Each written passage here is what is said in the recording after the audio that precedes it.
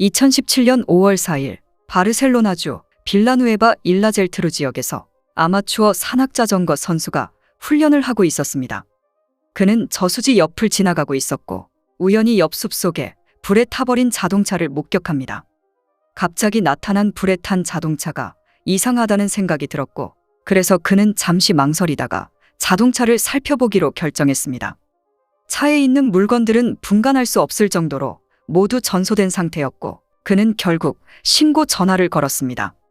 처음에 신고를 받은 경찰관 2명이 조사에 나섰고 정확한 화재 원인을 규명하기 위해 과학수사팀도 현장에 파견되었습니다. 불에 탄 차량은 검은색 폭스바겐 골프였고 모두 전소돼 지문이나 생체 흔적은 발견되지 않았습니다. 그런데 트렁크에서 탄환이 발견되었습니다. 그 탄환은 루거 권총 탄환으로 확인되었습니다.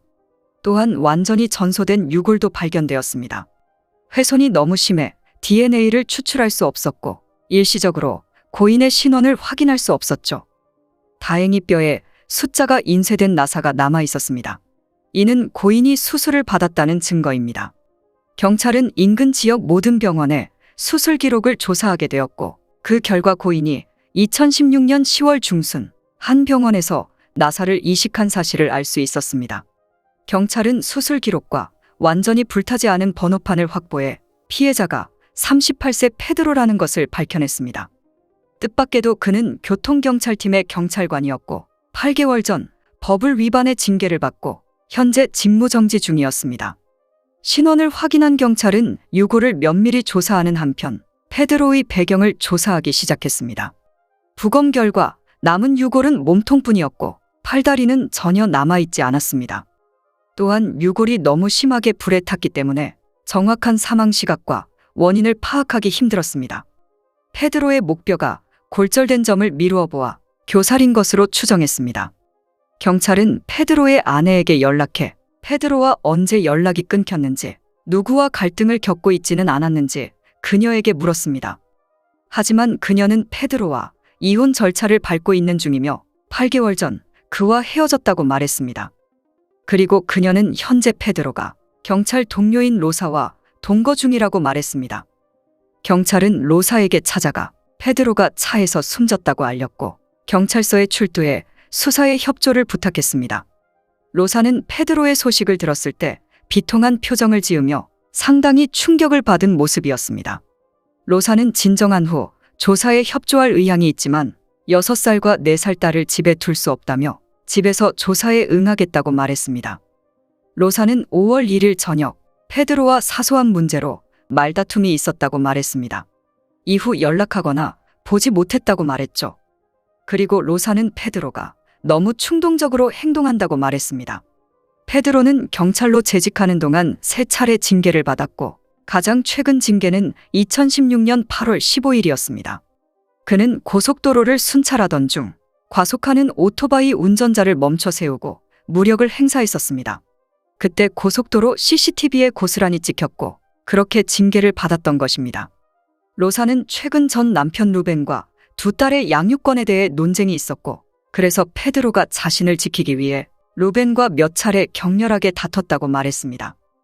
로사는 페드로의 실종 시점을 5월 2일로 언급하면서 루벤이 용의자임을 암시했습니다.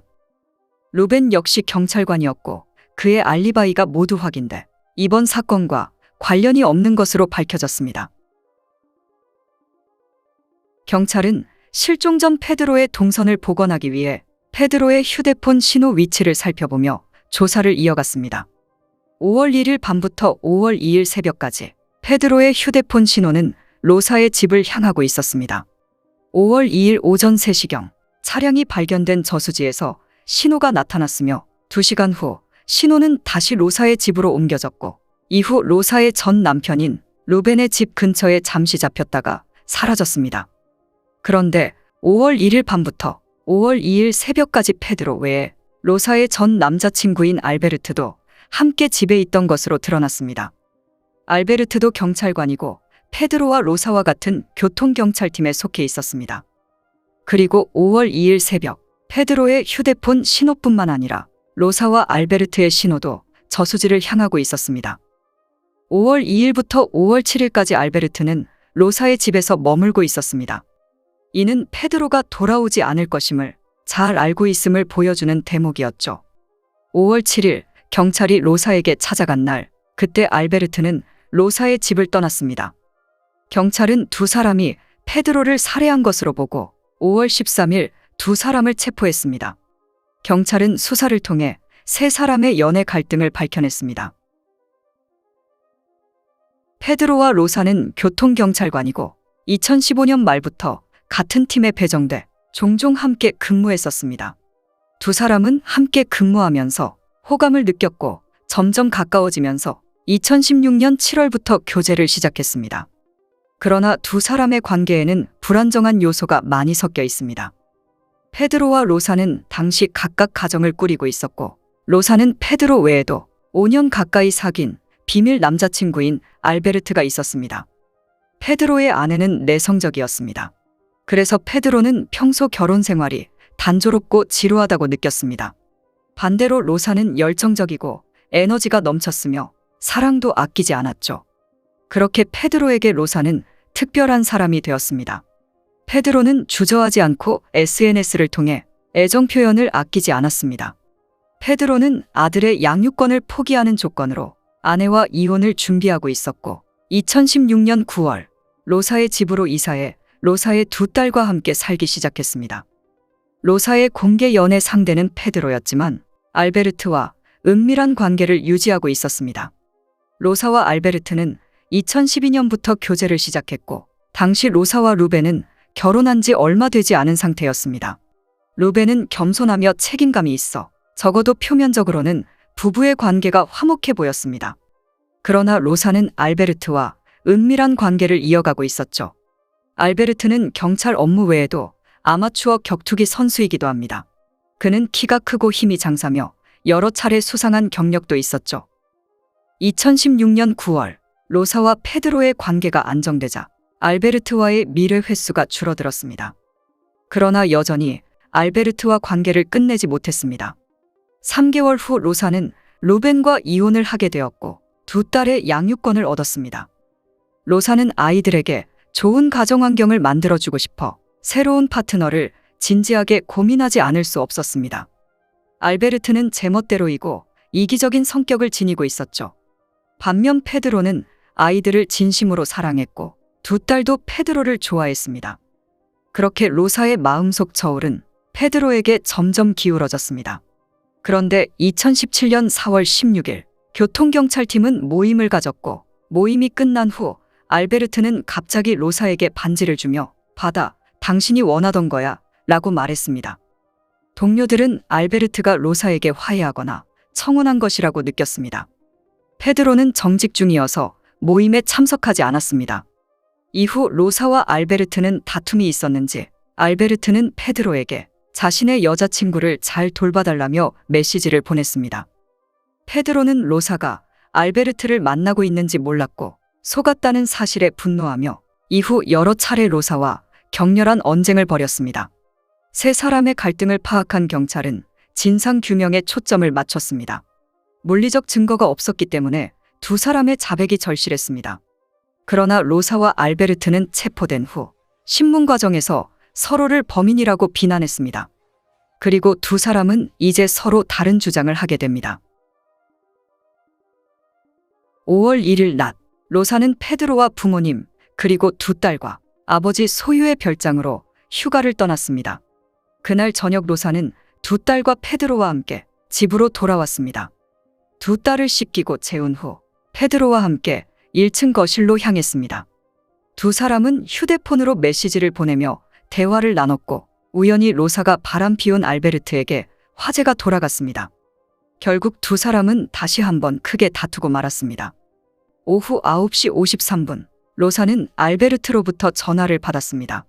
이때 알베르트는 페드로의 시끄러운 소리를 듣게 되었고, 알베르트는 로사에게 도와주겠다며 그곳으로 가겠다고 말했습니다. 그러나 로사는 별일 아니고 개입할 필요가 없다며 거듭 거절했습니다. 그런데 오후 10시 30분경 알베르트가 초인종을 누르는 대신 마스크를 쓰고 담을 넘어 집으로 침입했습니다.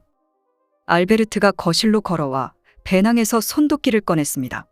이어 외투를 벗고 외투에서 권총을 꺼내 테이블 위에 올려놓았습니다. 알베르트는 손도끼를 들고 로사에게 물러나라고 말했고 만약 물러나지 않으면 두 딸을 해야겠다며 위협했습니다. 로사는 너무 무서워 결국 두 딸이 있는 위층으로 향했고 두 딸을 보호하기 위해 문을 잠그는 것 외에 다른 선택이 없었다고 말했습니다. 이후 페드로와 알베르트에게 무슨 일이 일어나고 있는지 알 수 없었고 간헐적으로 다투는 소리만 들렸습니다. 1시간 후인 오후 11시 30분경 아래층이 완전히 조용해지자 그녀는 1층으로 내려오게 됩니다. 1층에 도착하자마자 페드로가 바닥에 꼼짝도 하지 않고 누워있는 모습을 목격합니다.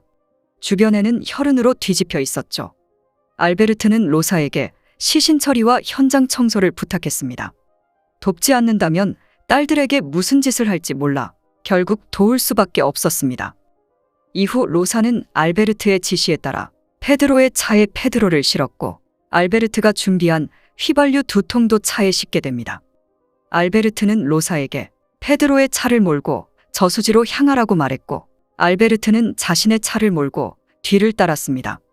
그곳에 도착한 후 휘발유를 붓고 결국 불을 붙였습니다. 집으로 돌아온 후 알베르트는 페드로의 휴대폰을 로사에게 건네주며 페드로가 살아있는 것처럼 페드로의 어조로 메시지를 보내라고 부탁했습니다. 메시지를 보낸 후 알베르트는 페드로의 휴대폰을 가지고 루벤의 집 근처로 가자고 말했습니다. 루벤에게 죄를 뒤집어 씌우자는 계획이었죠. 얼마 후 로사는 진술을 번복하게 됩니다. 그날 밤 로사는 페드로와 다투고 있었고 갑자기 알베르트가 집에 나타나 쓸데없이 간섭하기 시작했습니다. 로사는 짜증나고 겁났으며 딸들이 깰까봐 두려워 2층 딸들의 방으로 향했습니다. 1시간 뒤 그녀가 거실로 내려왔을 때 알베르트만 있었고 바닥에는 혈흔이 남아 있었습니다. 그런데 페드로는 보이지 않았습니다. 로사는 페드로의 시신을 본 적 없었고 페드로의 차 트렁크 내용물에 대해서도 전혀 모른다고 말했습니다. 알베르트의 위협으로 인해 페드로의 차를 몰고 저수지로 향했습니다. 그곳에 도착한 후 알베르트가 자신의 차에서 휘발유를 꺼내 페드로의 차에 붓고 불을 질렀습니다. 로사는 혼란스러웠고 알베르트가 자신의 입을 막기 위해 자신 역시 살해할 것이라고 생각했습니다. 결국 로사는 목숨 걸고 도망쳤고 수백 미터쯤 달렸을 때 폭발음을 들었습니다. 이후 집에 어떻게 왔는지 기억나지 않는다고 말했습니다. 로사는 알베르트가 페드로를 질투했고 결국 이 사단이 벌어진 것이라고 말했습니다.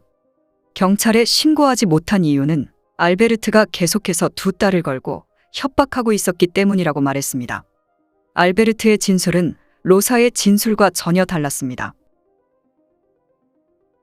5월 1일 오후 9시 40분경 그는 로사로부터 메시지를 받았습니다. 로사는 페드로가 흥분해서 자신을 때리고 딸들에게도 해를 끼칠 수 있다고 말했습니다.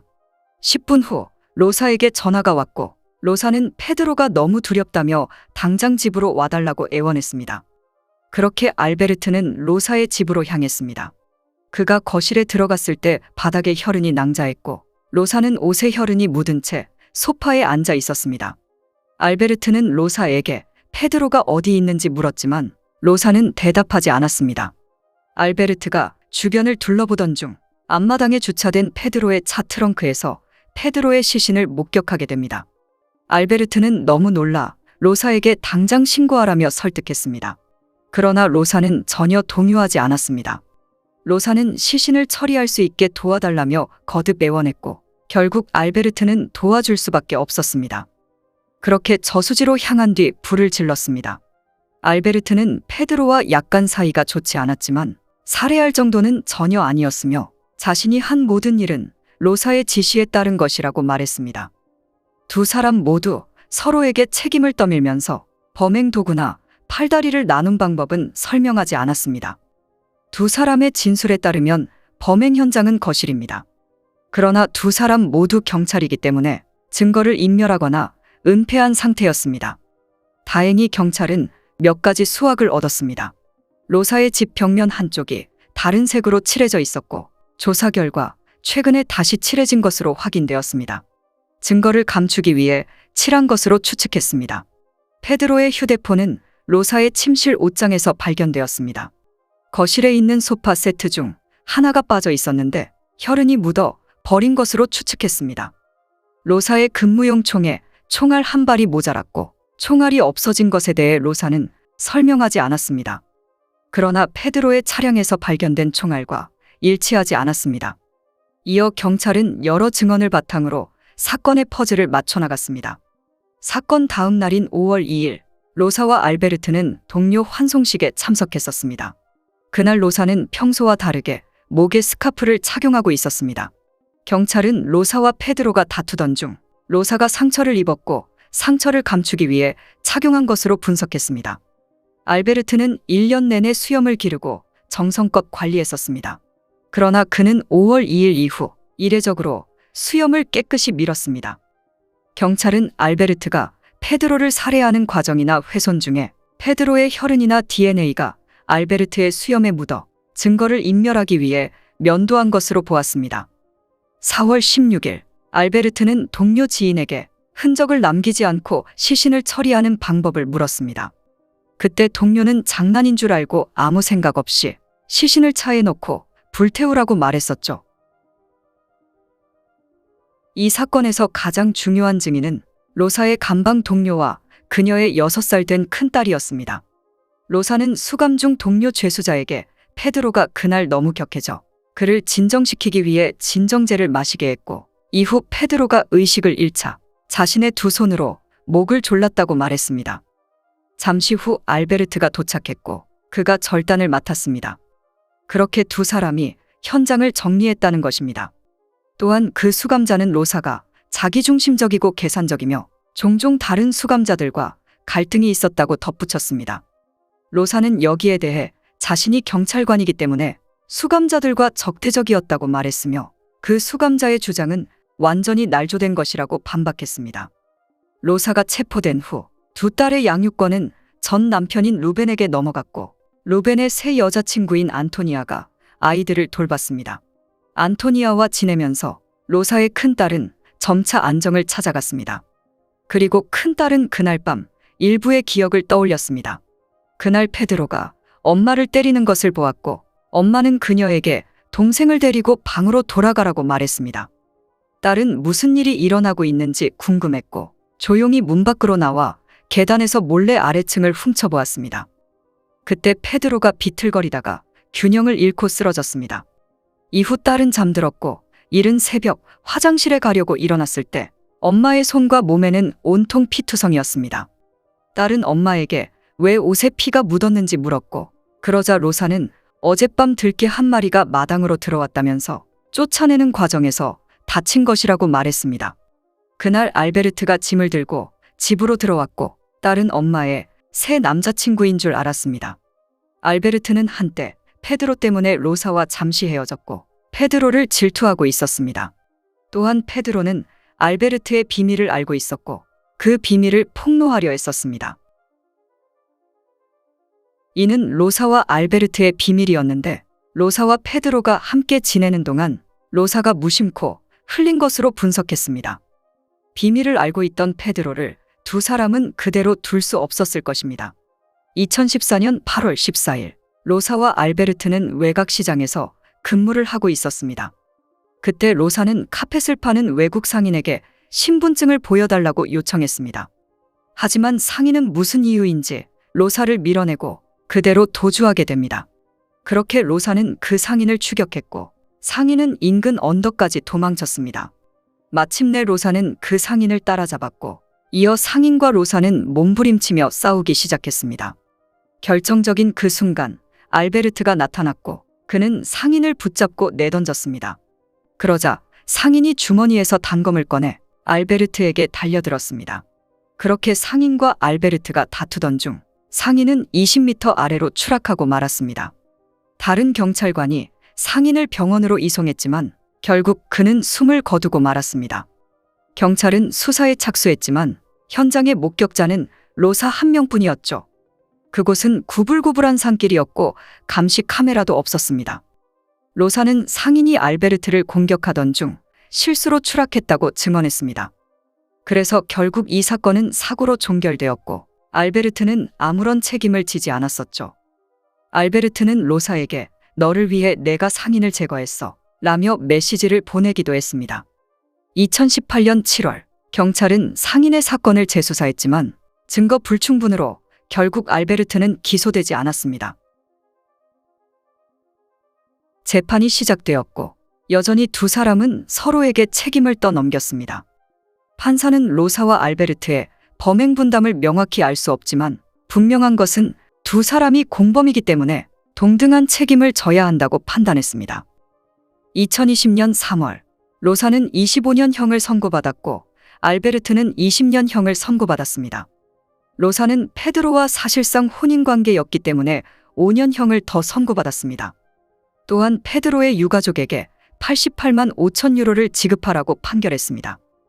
두 사람은 판결에 불복해 항소했고 2021년 9월 재판부는 항소를 기각하고 원심을 확정했습니다.